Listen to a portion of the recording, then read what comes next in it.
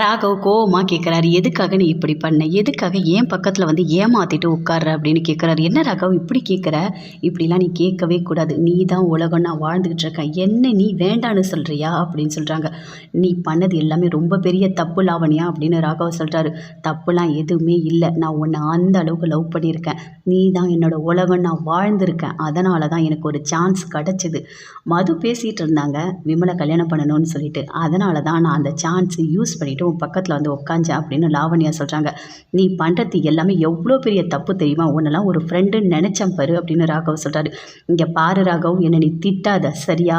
நான் உன்னை அந்தளவுக்கு லவ் பண்ணியிருக்கேன், உன் கூட வாழணும்னு நான் நினச்சிருக்கேன் அப்படின்னு லாவண்யா சொல்கிறாங்க. அதை கேட்டோன்னே அப்படியே கோவமாக வருது ராகவுக்கு. தவடிலேயே ஒன்று விடுறாரு. வாயை மூடு, நீ பேசுறது எவ்வளோ பெரிய தப்பு தெரியுமா? இங்கே பாரு, இன்னும் ஒரு நிமிஷம் கூட இங்கே இருக்கக்கூடாது, போய்கிறது அப்படின்னு ராகவ் அப்படி திட்டுறாரு. போக மாட்டேன், நான் எங்கேயுமே போக மாட்டேன் ராகவ், நான் இங்கே தான் இருப்பேன் அப்படின்னு லாவண்யா சொல்கிறாங்க. நான் உன் வாழ்க்கையில் எப்போவுமே இருப்பேன், எப்போவுமே அடிக்கடிக்கு நான் வந்துகிட்டே இருப்பேன், நான் உன்னை விட்டுட்டு எங்கேயுமே போக மாட்டேன் அப்படின்னு சொல்கிறாங்க. அதை கேட்ட உடனே அப்படியே அபிக்கு கோவமாக வருது.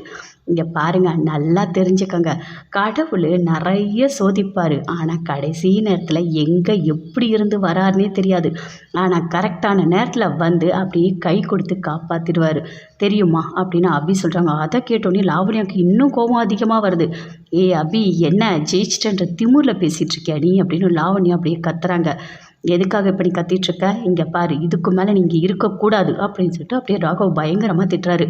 ராகவ், எல்லாரும் சேர்ந்து என்னை அவமானப்படுத்தி அசிங்கப்படுத்திட்டீங்கல்ல, நான் மறக்கவே மாட்டேன், இதை நான் மறக்கவே மாட்டேன், கண்டிப்பாக உங்களை விட மாட்டேன் அப்படின்னு சொல்லிட்டு லாவணி அங்கேருந்து அப்படியே போகிறாங்க. எல்லாருமே பார்க்குறாங்க.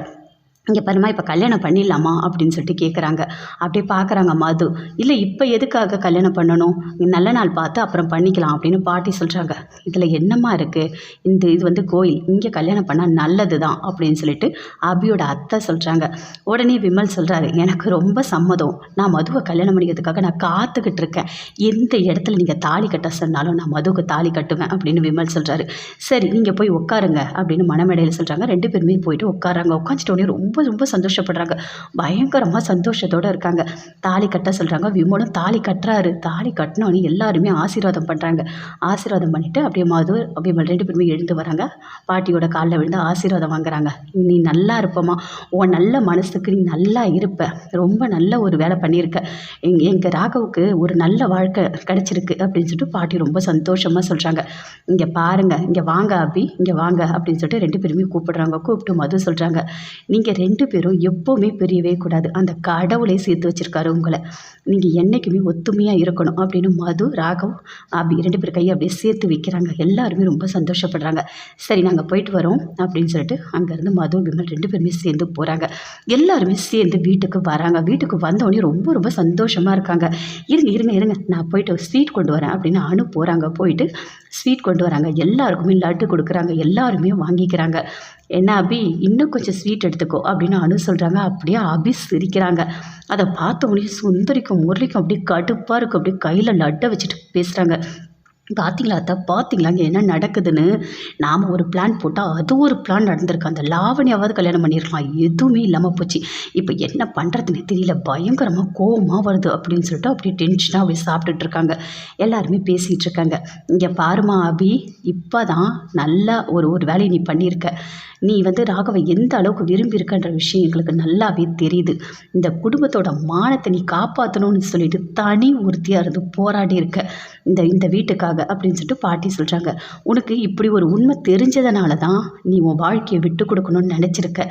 பாவம் ஆனால் நீ அப்படின்னு சொல்லிட்டு ரொம்ப ஃபீல் பண்ணி பாட்டி சொல்கிறாங்க. உன்ன மாதிரி ஒரு மருமக கிடைக்க நாங்கள் கொடுத்து வச்சுருக்கணும், நாங்கள் பண்ண புண்ணியம் தான், அந்த கடவுள் வந்து உன்னை மருமகளாக எங்கள் வீட்டுக்கு கொடுத்துருக்காங்க அப்படின்னு சொல்லிட்டு பாட்டி ரொம்ப ரொம்ப அப்படியே ஃபீல் பண்ணி பேசிகிட்டு இருக்காங்க. அதெல்லாம் ஒன்றும் இல்லை பாட்டி அப்படின்னு சொல்லிட்டு அபி சொல்கிறாங்க. இங்கே பாருங்கள், உங்ககிட்ட ஒன்று சொல்லணும் அப்படின்னு அபியோட அம்மா அப்பா அத்தை 3 பேருமே சேர்ந்து சொல்கிறாங்க. சொல்லுங்கள், எதுவாக இருந்தாலும் சொல்லுங்கள் அப்படின்னு சொல்லிட்டு பாட்டி கேட்டுட்ருக்காங்க. இல்லை, அபி எங்கள் வீட்டுக்கு வரும்போது ஒன்று சொன்னான் அப்படின்னு சொல்கிறாங்க.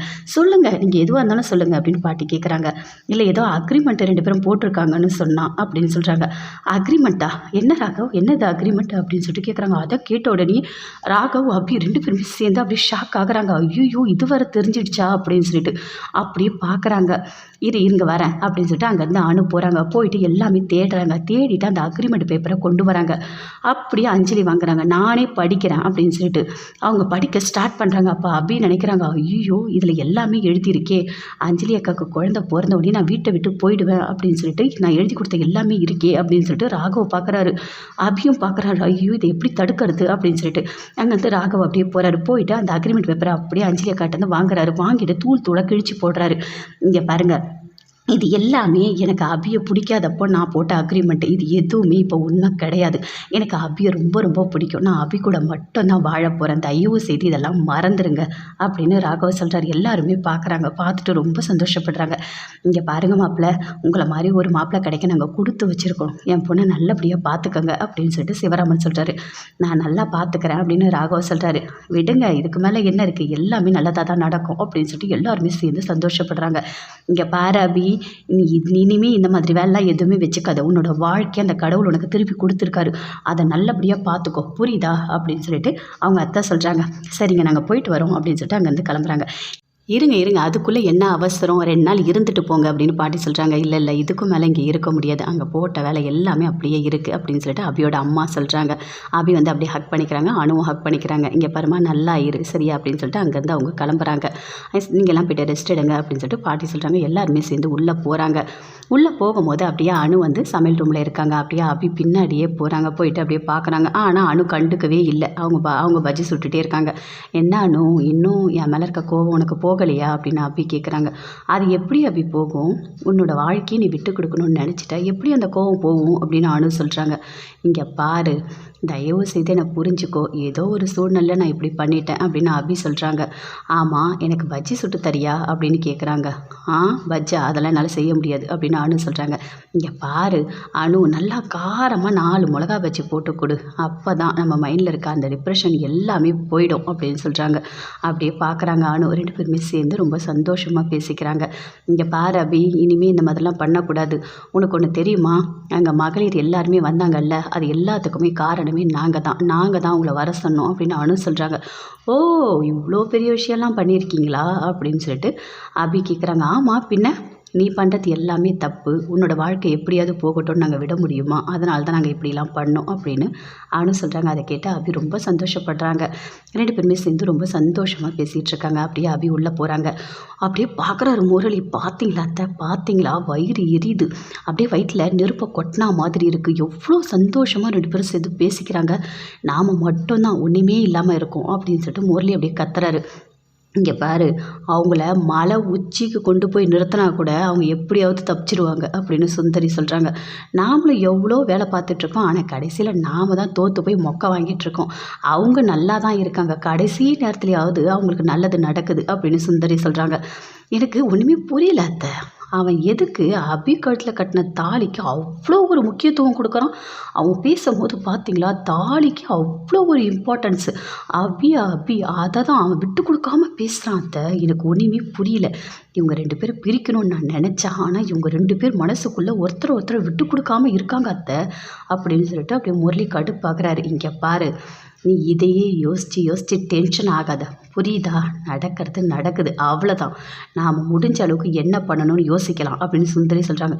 அத்தை, அபி கழுத்தில் இருக்க தாலியை கழட்டணும், அதுக்கு என்ன பண்ணலாம், அந்த ராகவனை அப்படி சாகடிச்சிட்டோமா, அவன் செத்து போனால் கண்டிப்பாக அபி தாலியை கழட்டி தானே ஆகணும் அப்படின்னு முரளி சொல்கிறாரு.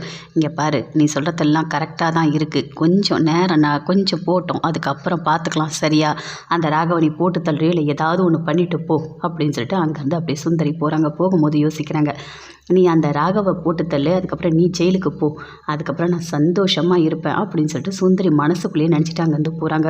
அப்படியே முரளிக்கு பயங்கரமாக கோவம் வருது. அப்படியே இப்போ டென்ஷனாக உள்ளே போகிறாரு. அங்கே வந்து அஞ்சலி உட்காந்துட்ருக்காங்க. என்னங்க, எனக்கு எவ்வளோ சந்தோஷமாக இருக்குது தெரியுமா அப்படின்னு சொல்கிறாங்க.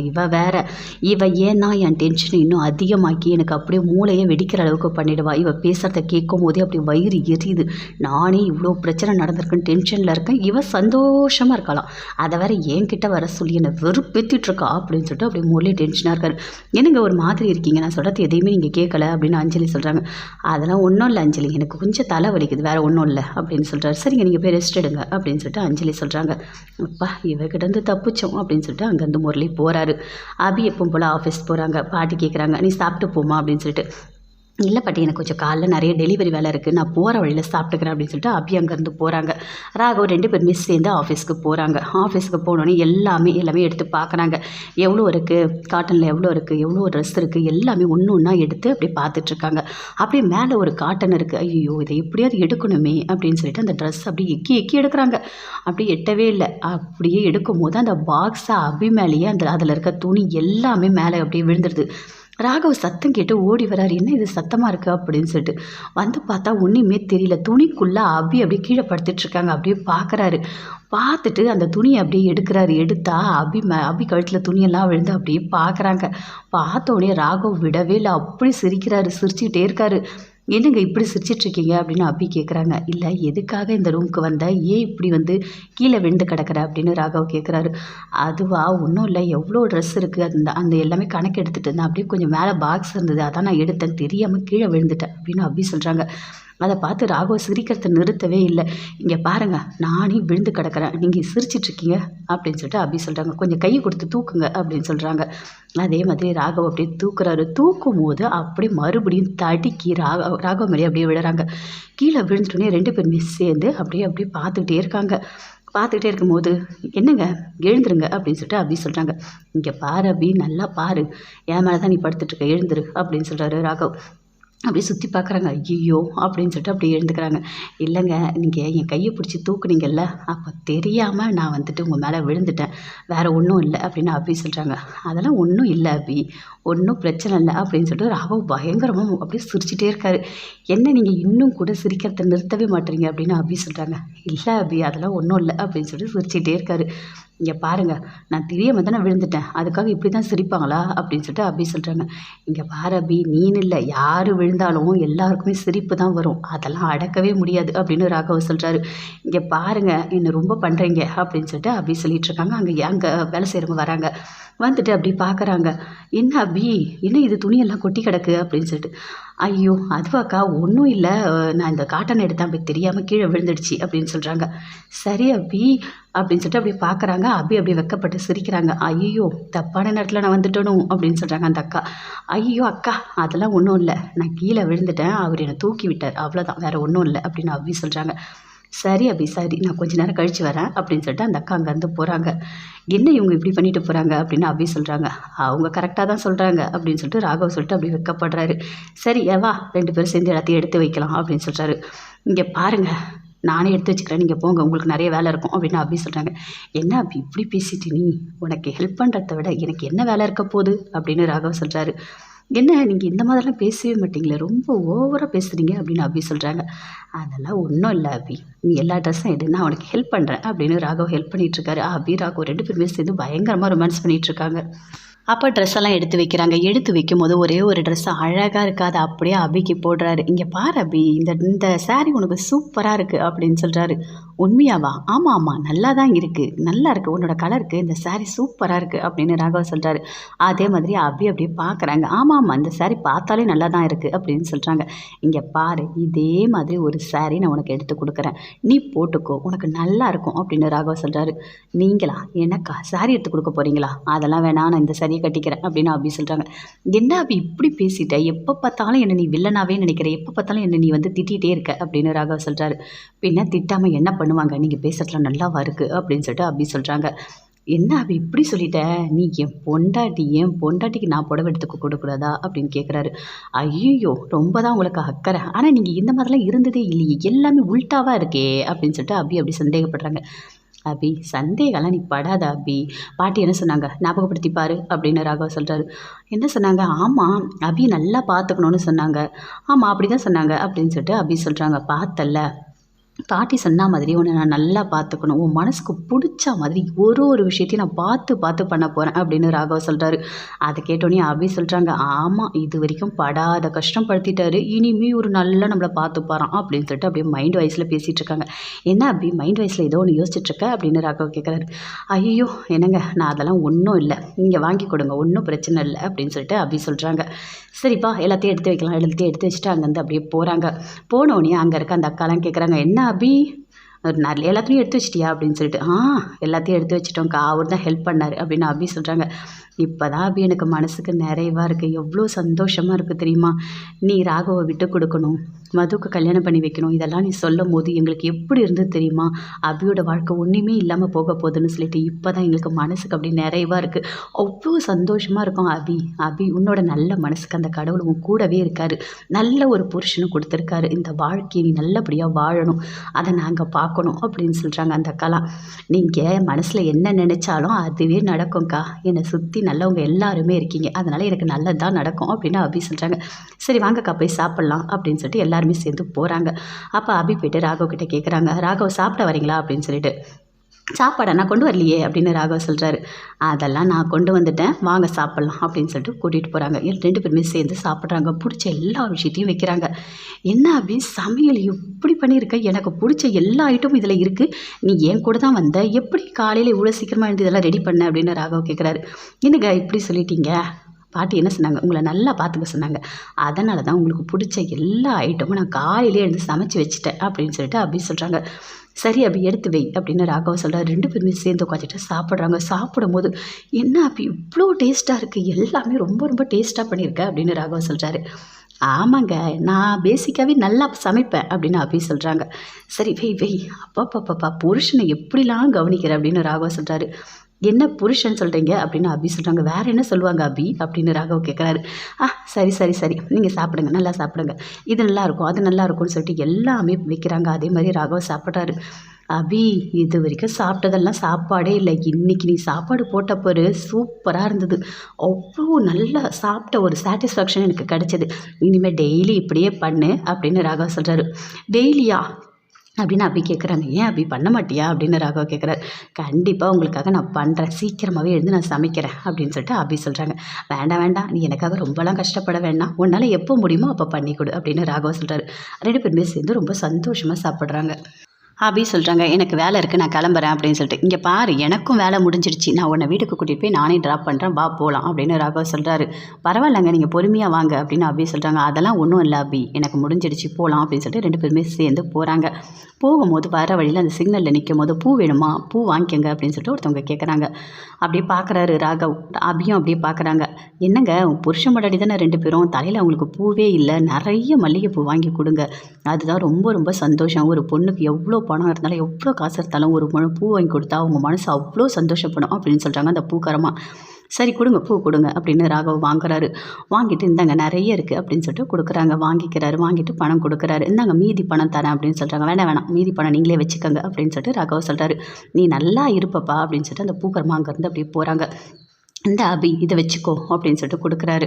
அபி அப்படியே பார்க்குறாங்க, என்ன இவர் மல்லிகைப்பூலாம் வாங்கி கொடுக்குறாரு, ஐயோ தாங்க முடியலையே, நான் எந்த அளவுக்கு கஷ்டத்தை அனுபவிச்சனோ அதை விட நிறைய மடங்கு சந்தோஷத்தை இப்போ அனுபவிச்சுட்ருக்கேன் அப்படின்னு சொல்லிட்டு அபி அப்படியே பார்க்குறாங்க. பார்த்துட்டு அந்த பூவை அதே மாதிரி ஸ்லைடு பின் எடுத்து வைக்கிறாங்க. வைக்கும் போது அப்படியே ஒன்று கீழே விழுந்துட்டோடனே அப்படியே ராகவ பார்க்குறாரு. என்ன இது சரியாகவே நீ வைக்கல அப்படின்னு சொல்லிட்டு. இரு ஒரு நிமிஷம் நான் வண்டியை நிறுத்திட்டு நான் ஒழுங்காக உனக்கு வைக்கிறேன் அப்படின்னு சொல்லிட்டு தலையை அப்படியே திருப்பி அந்த பூவை எடுத்து தலையில் அப்படியே வைக்கிறாரு. வச்சோடனே அவ்வளோ சந்தோஷப்படுறாங்க. அப்படியே பார்க்குறாங்க. இப்போ தான் அபி சூப்பராக இருக்குது அப்படின்னு சொல்கிறாரு. அப்படியே அப்படியே சிரிச்சுக்கிட்டே 2 பேருமே சேர்ந்து சந்தோஷமாக போகிறாங்க. அங்கே அப்படியே முரளி நின்றுட்டு பார்க்குறாரு.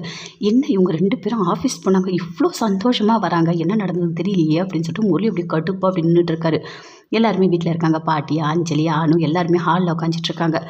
என்ன அபி காலையில் பூ வச்சுட்டு போனேன், அது ஒரு மாதிரி வாடி இருக்கும், நீ இது என்ன அப்படியே ஒரு மாதிரி ஃப்ரெஷ்ஷாக இருக்குது அப்படின்னு சொல்லிட்டு அனு கேட்குறாங்க.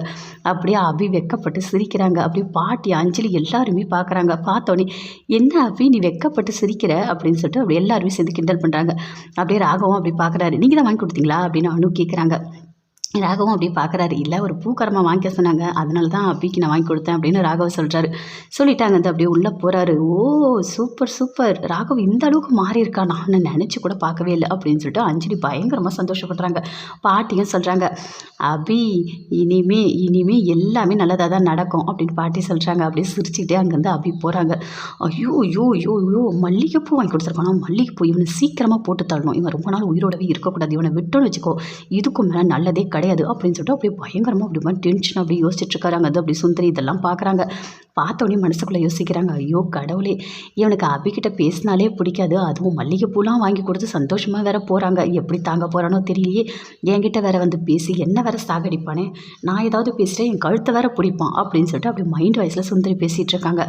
மல்லிகைப்பூவா கேட்குது உனக்கு, அவன் வாங்கி கொடுத்தா அவ்வளோ சந்தோஷமா, எங்கேருந்து அப்படி உனக்கு வெக்கம் வரும், வெக்கம்லாம் நீ படவே கூடாது அப்படின்னு நான் வாங்கி கொடுக்கணும், நான் தான் வாங்கி கொடுக்கணும், நான் தான் உன் கூட வாழணும் அப்படின்னு நினச்சா எல்லாமே தலைகீழ நடக்குது. அவன் வேறு அக்ரிமெண்ட்டை கூட அவன் கிழிச்சு போட்டுட்டான்.